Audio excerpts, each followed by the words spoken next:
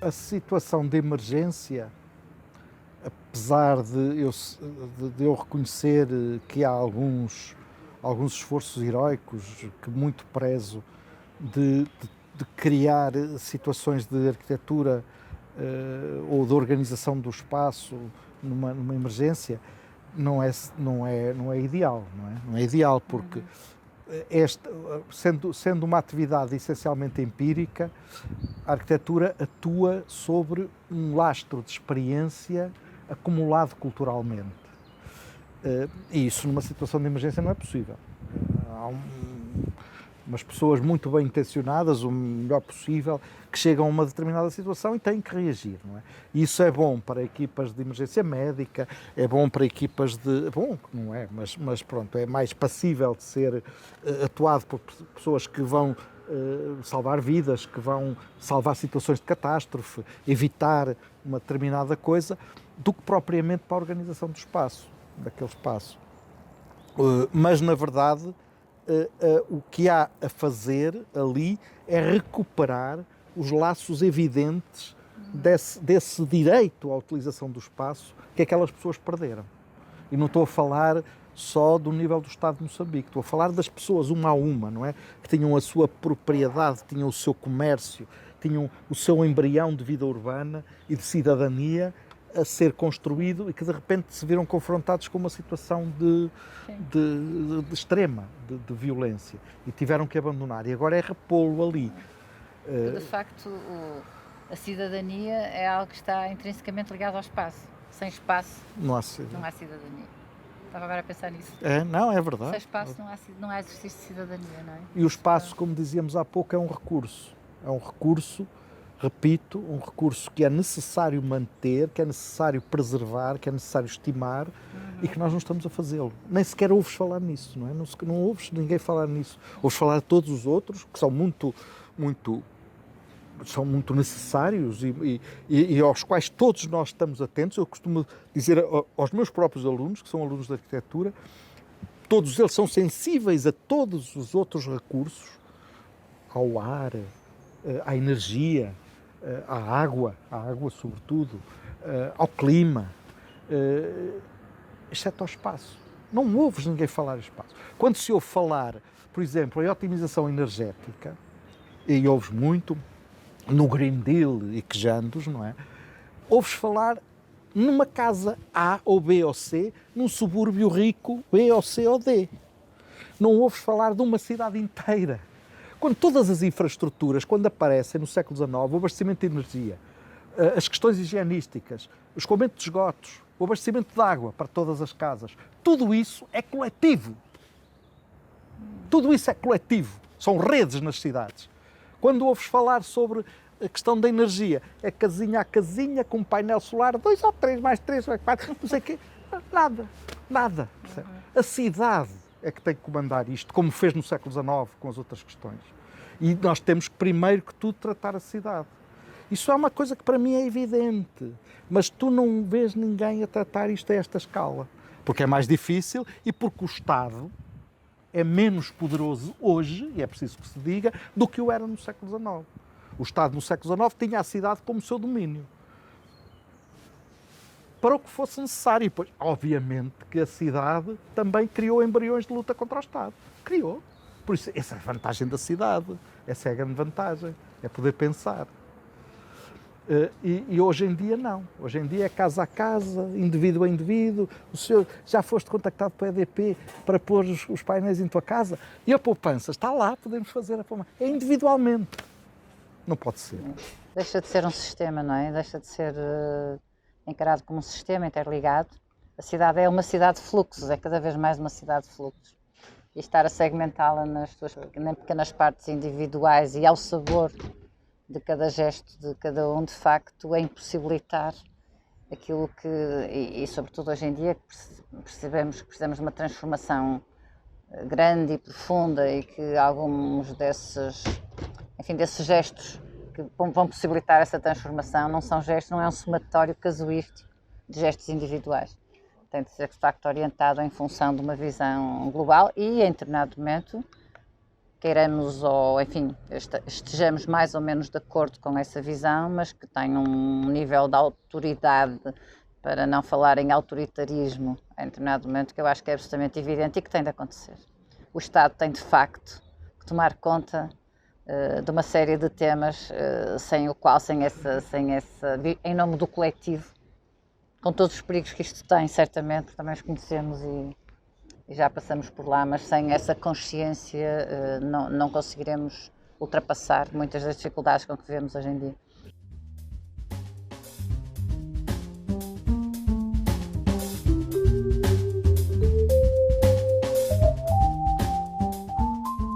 O problema é que o poder político assume-se claramente dentro de um Estado neoliberal.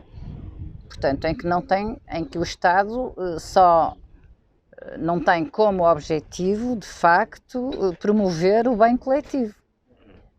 O Estado tem como objetivo promover um estado uma situação, um estado de coisas, um estado social, em que permite a cada um, individualmente ou na sua capacidade empresarial, se quisermos, obter o mais possível do que quer que seja. Mas não tem qualquer interesse, de facto, os Estados hoje em dia, embora hoje estamos a assistir a uma cimeira no Porto em que estamos a falar em questões diferentes, de facto, provavelmente porque se está a compreender que estamos a chegar também a situações difíceis, dramáticas, e quase, exatamente, e de alguma irreversibilidade, talvez que se comece hoje em dia a pensar em política, tal como dizia outro dia, se bem que era o vice-presidente da Comissão Europeia, não é uma questão de PIB. De facto, nos últimos anos, nos últimos decénios, organizamos toda a nossa vida, o espaço nomeadamente, e toda a ausência do Estado deliberadamente e explicitamente declarada como ausência, não é? Como algo que não quer interferir naquilo que é o desígnio.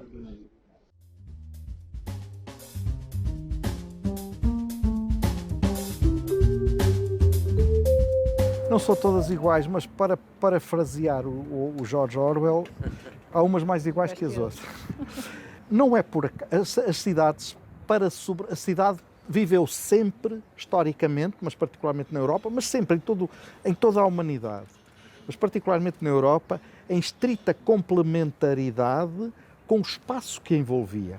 Uma complementaridade injusta, claro, porque nem todos podiam entrar dentro do espaço público da cidade.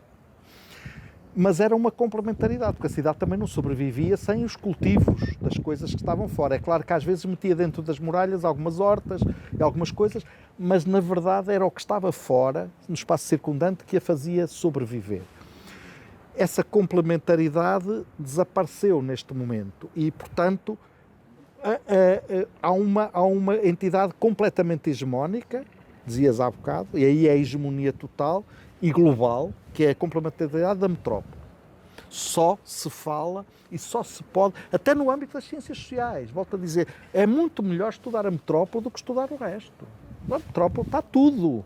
O problema, a contradição, como se diria, está na metrópole. Portanto, vamos estudar a metrópole. O resto desapareceu. O resto anda por si. Mas a cidade, por causa desta complementaridade, tem uma função política.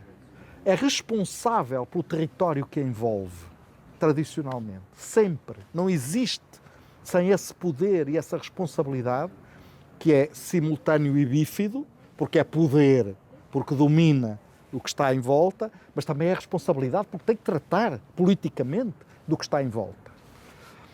O Estado liberal, como dizia a Manet muito bem, cortou essa possibilidade. Para quê? Se a megalópolis toma conta de tudo. Se o poder se pode concentrar na megalópolis e o resto anda por lá. O resto anda para lá. Isto é claríssimo. E em Portugal é ultra claríssimo.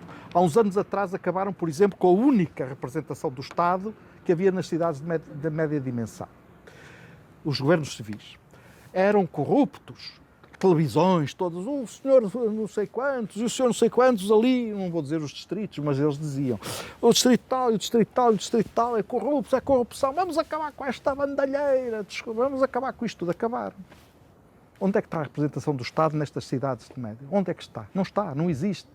É o interior, genericamente o interior.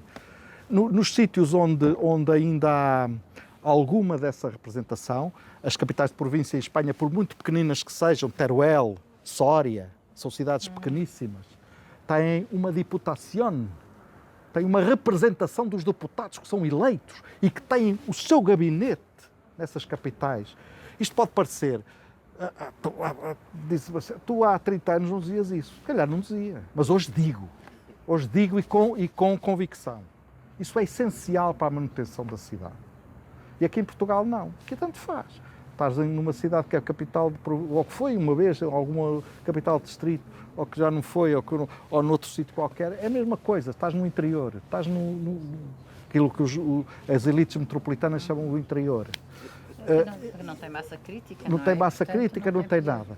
E, portanto, sem essa capacidade de afirmação política, sem essa capacidade de as pessoas que estão nessa área de envolvente se representarem no Estado através dessa pequena, por muito pequena que seja, representação,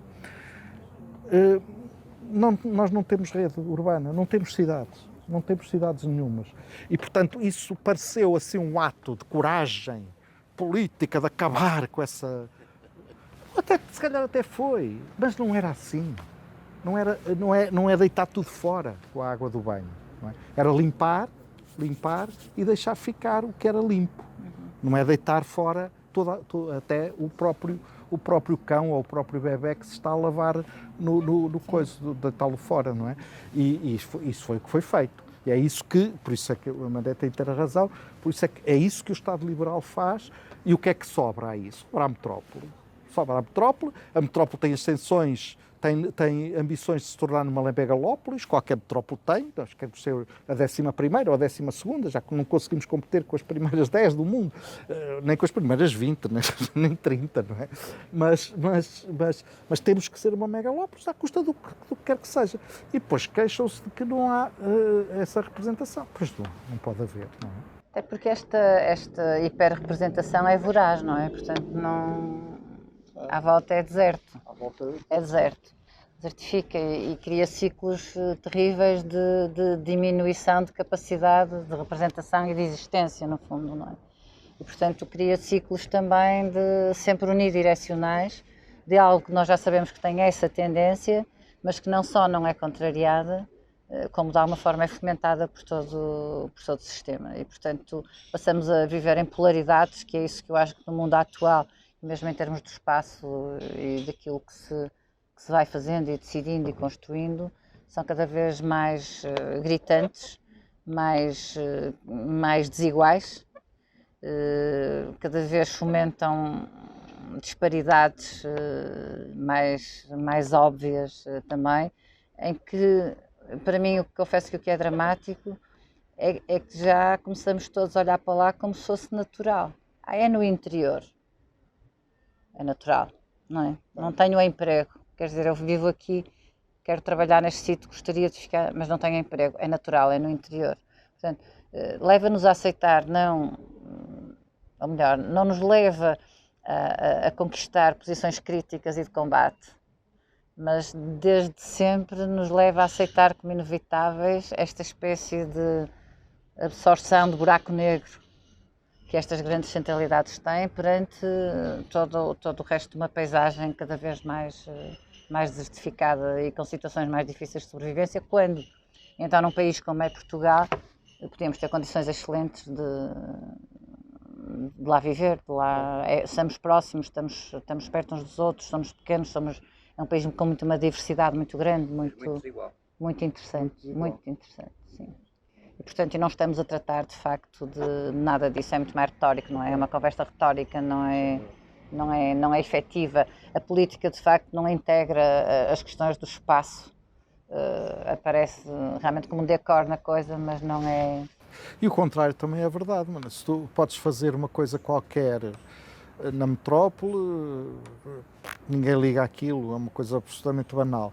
Se fores fazer o que quer que seja, ou essa mesma coisa para o interior...